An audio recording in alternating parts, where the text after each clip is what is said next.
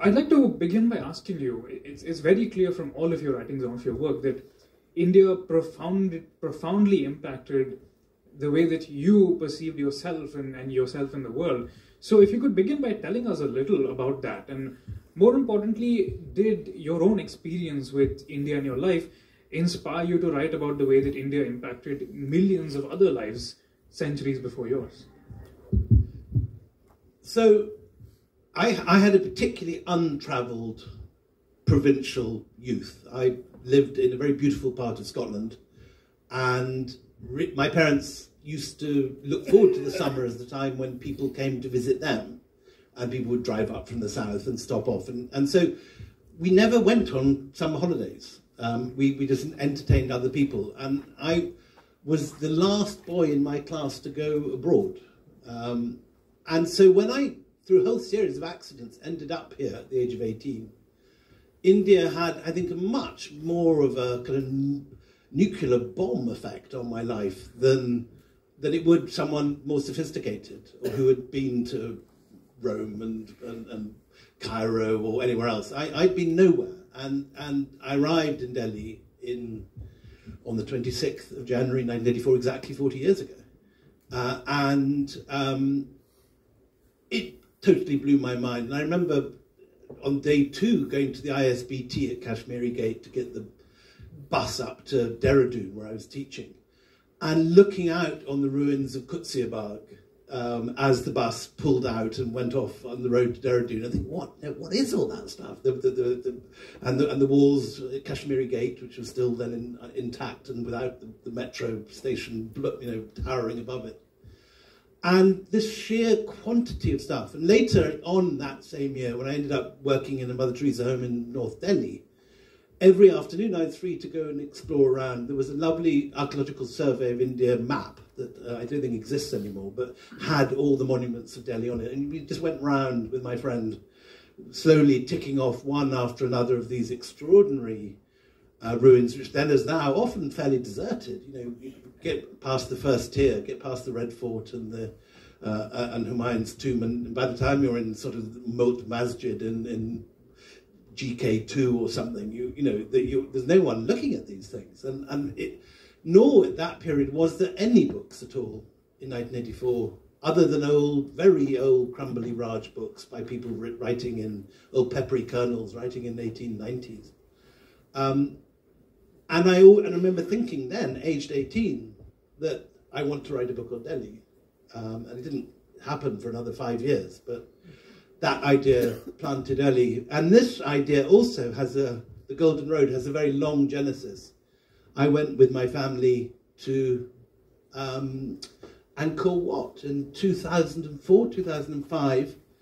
And I remember then just being astonished at the fact that on the walls of this extraordinary temple, the largest Hindu temple in the world, which was not in India, but which was in Cambodia, on the Mekong, up from the Mekong, that on one wall you had Kurukshetra, which is what half an hour's drive or an hour's drive from Delhi to the north.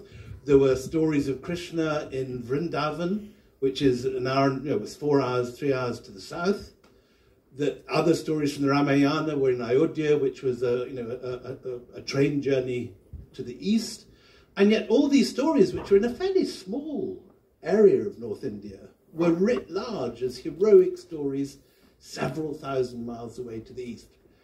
And the first time I ever actually started writing about those links was there was an extraordinary exhibition in the Met Museum in New York about 10 years ago called Forgotten Kingdoms, about the Chams of Vietnam, the early Khmer pre-Angkor dynasties in Cambodia. And I reviewed that exhibition and spent a week going back to it every day and looking at these things very closely and writing about it. And I just realized there was this extraordinary story.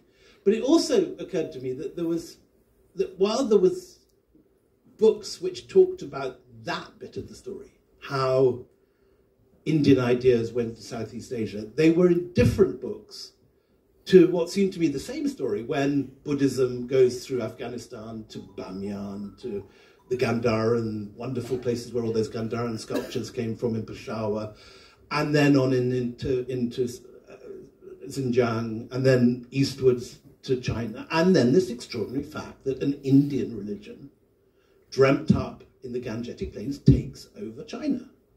And then by the 7th century, briefly, it becomes the state religion of China. There's an Indian takeover. And that story, the more I researched it, has a whole cast of characters, the whole bunch of people from here who take over the court in Chang'an under the Empress Wu.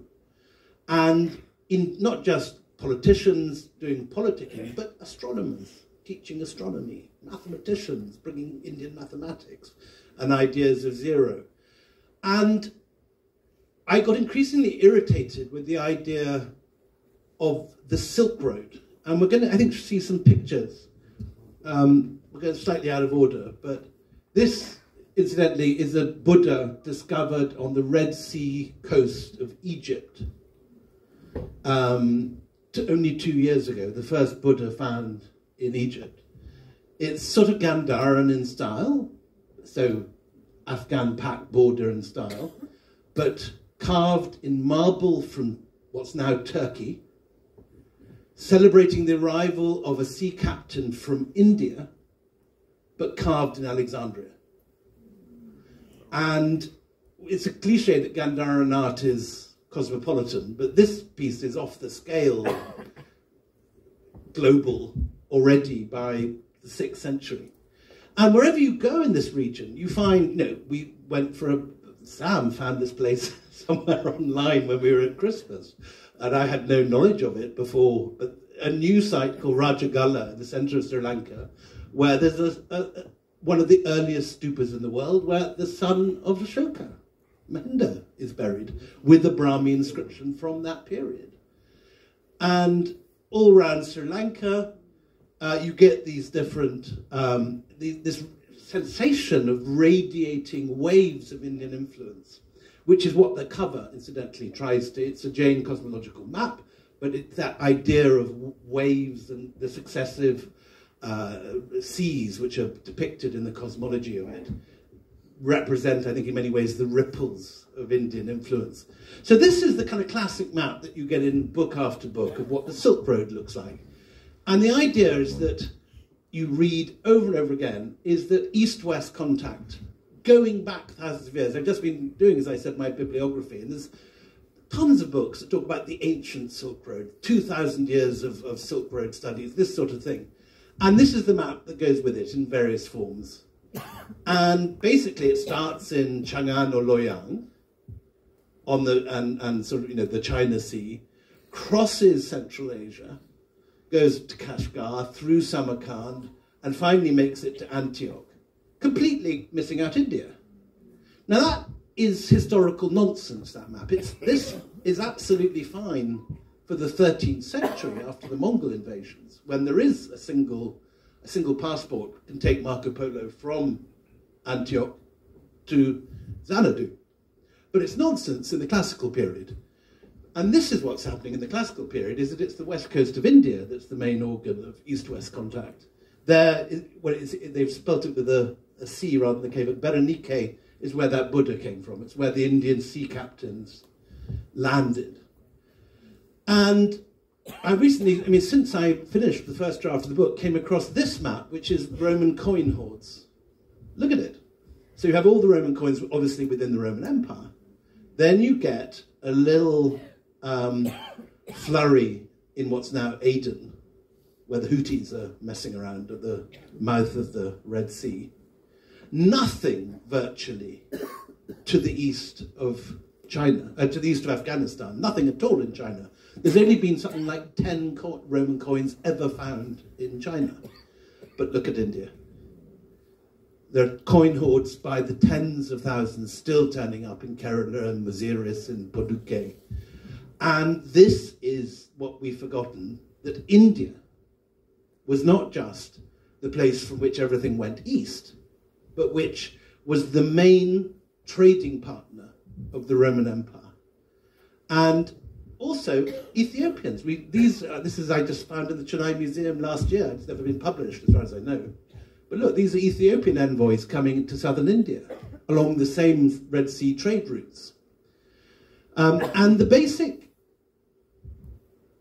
discovery, which I think is so important, is this, the Muziris papyrus. And economic historians are now getting very excited about this. It's a single papyrus, now in Vienna, probably from an Egyptian site called Oxyrhynchus.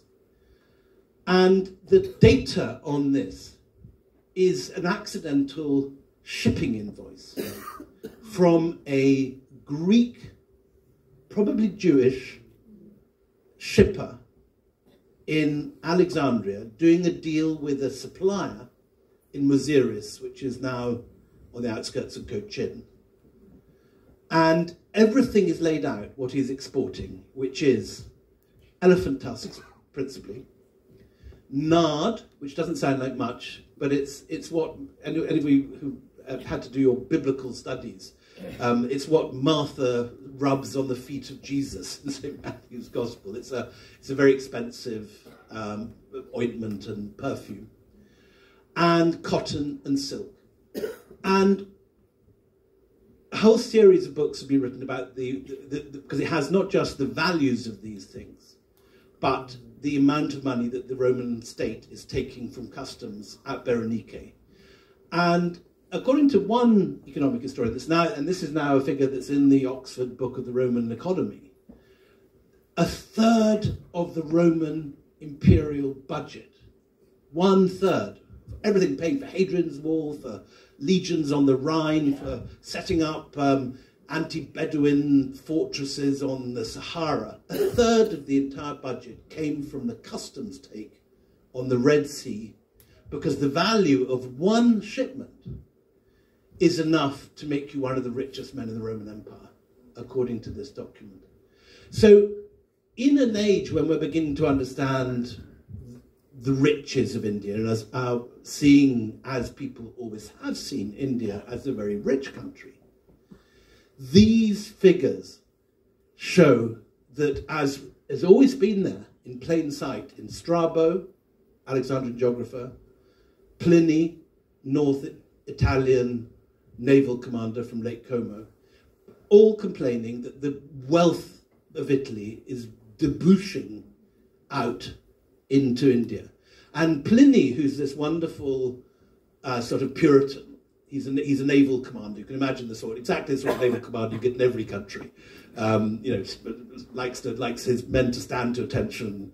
And he, in his natural history, he's complaining that all the rich Roman matrons want see-through silk, which is coming from India, along with the pepper, which he thinks is completely pointless. Why do you need pepper on your food? Why is this little berry, which is a new import? Why are people wanting nard or expensive gems or any of this stuff out of India? Why are we going to this country anyway? And he complains about the amazing amount of money pouring out of Italy towards India. So the thesis of this book, in a nutshell, is that not only was India, not China, the principal trading partner for most of the late antiquity and the early Middle Ages, but that it then switches when Rome falls and you get a block from the Persians during the Byzantine period on the Red Sea trade around the 5th century. You get India needing to keep the gold coming in, or getting used to having had this gold coming in, then looks eastwards. And it goes looking, and there's other factors too, the Guptas and all the other things that are happening, but in the 5th, 6th century, the focus of Indian trade moves from the west coast to the east coast, and that is when you start getting all these Indian ideas appearing in the Mekong Delta, and you're getting the beginning of Hinduism, the beginning of Buddhism, that trajectory which will end in Angkor Wat. So this book says that the Silk Road existed and was hugely important, but not until the Mongol period. Before that, it's India that is the fulcrum of international trade and commerce, and with that comes this cultural dominance that leads to Sanskrit being the dominant language of diplomacy all the way from Afghanistan to Bali. And in a sense, what I'm saying here is blindingly obvious in the Buddhism of Japan and Korea, in the place names of Java and Cambodia, in the Hinduism and Buddhism that you see all over Southeast Asia.